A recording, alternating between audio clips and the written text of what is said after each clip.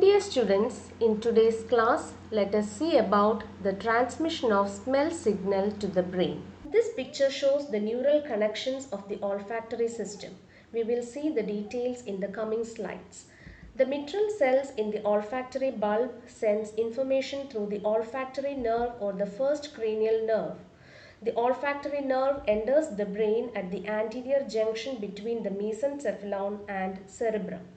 After entering the brain, the olfactory nerve divides into two pathways, one going to the medial olfactory area and the other going to the lateral olfactory area. There are three olfactory pathways. The medial olfactory area forms part of very old olfactory pathway, and lateral olfactory area gives rise to less old olfactory pathway and new olfactory pathway. These pathways are named very old, less old and new to denote the order in which they have evolved in animals. First, let us see about the very old olfactory pathway. Medial olfactory area consists of a group of nuclei located anterior to the hypothalamus. The most prominent nucleus in the medial olfactory area is the septal nucleus. The septal nuclei send information to the hypothalamus. This portion of the brain is concerned with basic behavior such as licking the lips, salivation, and other primitive feeding responses caused by the smell of food. The lateral olfactory area provides input to the less old olfactory area and new olfactory area. The lateral olfactory area is composed of mainly pre-pyriform cortex, and the amygdaloid nucleus.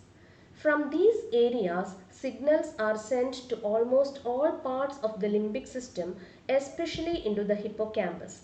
This part of the brain is concerned with learning to like or dislike certain foods depending on one's experiences with them. If we have a good feel after taking some food, we will like to have such food later also. But if we have a bad experience like nausea or vomiting, then we will develop a strong aversion towards that food. The like or dislike for a particular food is learned and memorized because of these less old areas in the hippocampus. The hippocampus also sends information to the anteromedial portion of the temporal lobe. The anteromedial portion of the temporal lobe is the only area of the entire cerebral cortex where sensory signals pass directly to the cortex without passing through the thalamus. The new pathway from the lateral olfactory area passes through the thalamus to the dorsomedial thalamic nucleus and then to the orbitofrontal cortex. This pathway is evolved in primates and it helps in conscious perception of smell. Here we summarize. The olfactory neurons enter the olfactory bulb and synapse with mitral cells. The olfactory nerves from the olfactory bulb enters the brain. In the brain, the hypothalamus and amygdala controls the motivational and emotional response to smell. Then hippocampus controls the memory related to smell.